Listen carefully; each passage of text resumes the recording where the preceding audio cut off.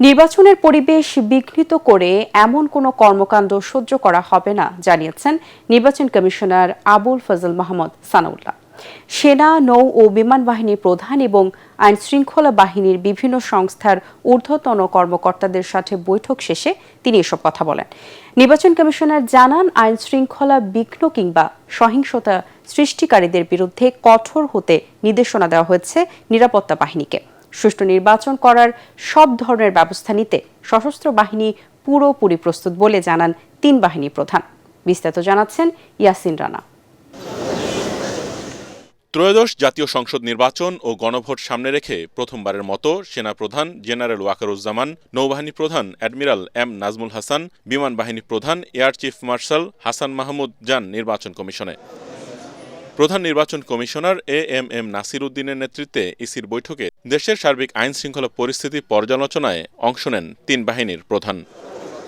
পরে পুলিশের আইজিপি সহ বিভিন্ন আইন শৃঙ্খলা বাহিনীর প্রধান ও প্রতিনিধি এবং প্রধান উপদেষ্টার কার্যালয় ও স্বরাষ্ট্র মন্ত্রণালয়ের ঊর্ধ্বতন কর্মকর্তাদের নিয়ে আইন শৃঙ্খলা বিষয়ে উচ্চ পর্যায়ের বৈঠক করে নির্বাচন কমিশন। বৈঠক শেষে সাংবাদিকদের সাথে কথা বলেন নির্বাচন কমিশনার আবুল ফজল মাহমুদ সানাউল্লাহ। তিনি বলেন, একটি সুষ্ঠু ও উৎসবমুখর পরিবেশে নির্বাচন আয়োজনের জন্য সর্বাত্মক সহযোগিতার আশ্বাস দিয়েছে সশস্ত্র বাহিনী। সমন্বিতভাবে তাদের প্রস্তুতির ব্যাপারে জানিয়েছেন যে একটা সুষ্ঠু সুন্দর নির্বাচন ডেলিভার করার জন্য যা যা প্রস্তুতি নেওয়া সম্ভব প্রয়োজন তা তারা নিয়ে রেখেছেন এবং যত ডেভেলপমেন্ট যেভাবে করা দরকার সেটা তারা করতে যাচ্ছেন। যেমন সেনাবাহিনী 1 লক্ষ ডিপ্লয় করবে, যার 1/3 অলরেডি মাঠে ডিপ্লয়েড আছে, বাকি 2/3 এখন থেকে স্লোলি ডিপ্লয়েড হয়ে যাবে।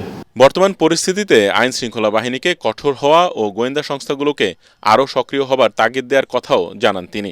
আমরা ইলেকশন কমিশনের পক্ষ থেকে কঠোরভাবে বাহিনী সমূহকে বলেছি এবং সংস্থা সমূহকে বলেছি, আমরা মানবিক হব, যারা মানবিক তাদের প্রতি, যারা দুষ্কৃতি করতে চায়, ভ্যান্ডালিজম করতে চায়, নির্বাচনের পরিবেশ নষ্ট করতে চায়, আমার ভাইকে হত্যা করতে চায়, তাদের প্রতি মানবিক হওয়ার দরকার নেই।